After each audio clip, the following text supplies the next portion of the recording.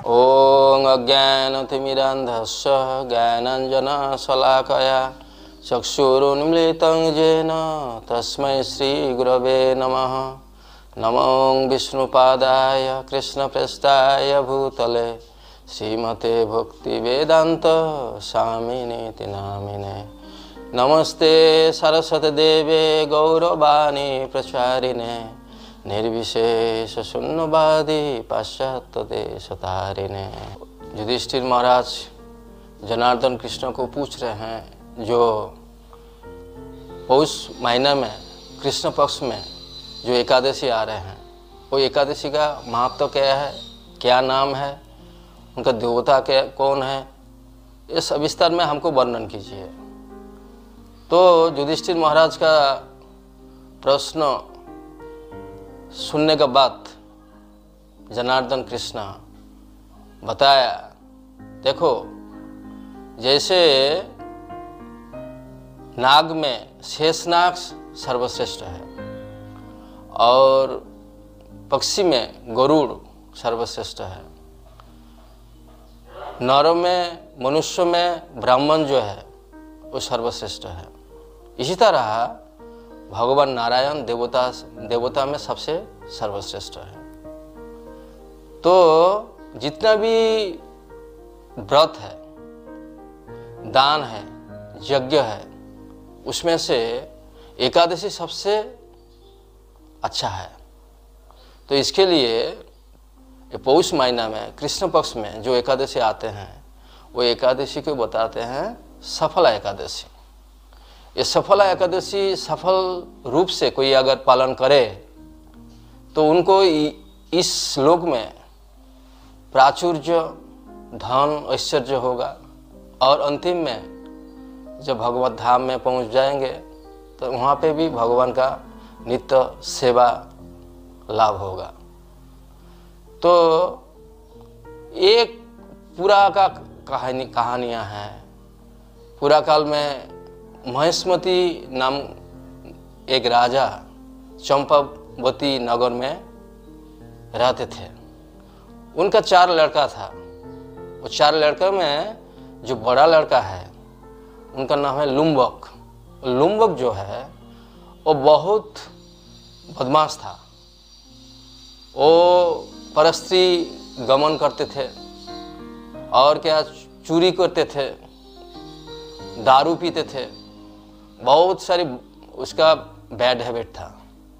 तो इसके लिए राजा ने उनका वो राज्य से निकाल दिए। राज्य से निकाल के उसको जंगल में चले गए।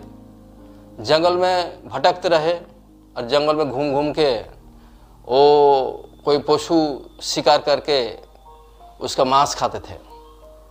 तो इसी तरह पशु का जीवन यापन कर रहे थे। वो राजपुत्र है, फिर भी कभी कभी क्या होता था, वो चोरी करते थे। वो जंगल से राज्यों का किसी का घर में जाके चोरी करते थे, तो पकड़ा भी गया। जो राजा का जो कोटाल है जो उसको पकड़ाया, लेकिन राजपुत्र है तो उसको छोड़ भी दिए। तो इसी तरह एक जंगल में जो है एक बड़ा अश्वत्थ वृक्ष है। ये अश्वत्थ वृक्ष जो है वो भगवान वासुदेव उसमें रहते थे। ऐसा कहावत है, जो अश्वत्थ वृक्ष जो है वो देवत्व प्राप्त हो गए हैं। वो जो पेड़ है, अश्वत्थ पेड़ जो है, वो अश्वत्थ पेड़ है, वो देवत्व प्राप्त हो गया। तो उसका नीचे वो रहते थे और जंगल में शिकार करते थे, रात को वहाँ पे सोते थे। तो दैव क्रम में एक बार ऐसा हुआ, दशमी का दिन में वो जंगल में भटकते रहे लुम्बक, राजा का बड़ा लड़का। तो फिर कुछ उसको शिकार नहीं मिला। जंगल में कुछ फल मिला। वो दशमी के दिन में वो फल मूल वो ग्रहण किए, सेवा किए। फल मूल सेवा करने के बाद एकादशी का दिन भी बहुत वीक हो गया, तो ज़्यादा मूवमेंट नहीं कर पाया। तो क्या करेंगे, पूरा दिन भर वो अश्वत्थ वृक्ष का नीचे में सोते रहे। फिर बाद में जब थोड़ा सा धूप आया तो जंगल में कुछ जो फ्रूट्स कलेक्ट किए, फ्रूट्स कलेक्ट करने का बाद तो वो अपना जो जीवन का पश्चाताप करने लगे, रिपेंट करने लगे। तो रिपेंट करने का बाद वो रोने लगे और भगवान को वो अपना बात वो शेयर करने लगे, जो ये हमारा ये जीवन का क्या हाल है। तो हे नारायण, हमारा ये जो फ्रूट्स है आप इसको एक्सेप्ट कीजिए। तो ऐसा भगवान नारायण को अश्वत्थ वृक्ष का जो अंडरनीथ में वो ऐसा भगवान नारायण को ऑफरिंग करने का बाद वो रोने लगे, पश्चाताप करने लगे, रिपेंट करने लगे। तो ऐसा जब करने लगे तो भूख का मारे में क्या है, वो भगवान नारायण को जो फल ऑफरिंग किए वो फल ग्रहण नहीं किए खुद, क्योंकि भगवान नारायण को ऑफरिंग किए थे। तो करने के बाद वो दिन पूरा रात भर वो जगा, और उस दिन एकादशी था।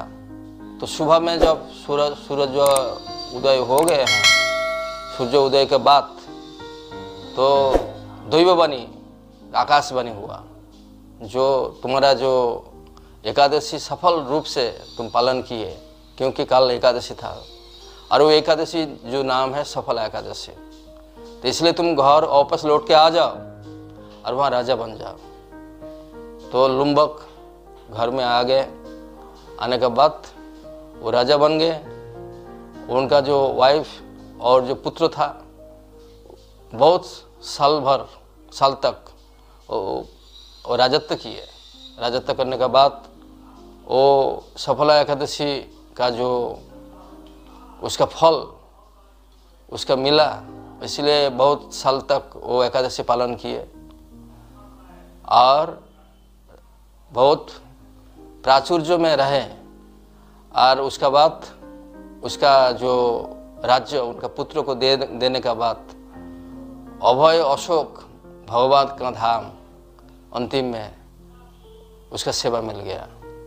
तो इसके लिए सफला एकादशी पालन करने से ये जीवन में तो हमारा प्राचुर्य, धन संपत्ति सब कुछ मिलता है, और अंतिम में भगवत धाम में भी भगवान का सेवा मिलता है। तो ये पौष महीने में कृष्ण पक्ष में जो एकादशी आ रहे हैं वो सफला एकादशी पालन कीजिए, और उसका नेक्स्ट डे जो पारण है भगवान का प्रसाद ग्रहण कीजिए। अर्थात आप कुछ भगवान का जो प्रसाद ग्रेन वो ग्रहण करने के बाद आप एकादशी व्रत को तोड़ सकते हैं और अपना सफल एकादशी को सफल बना के आप मनुष्य जीवन को सार्थक कर सकते हैं। धन्यवाद। हरे कृष्ण।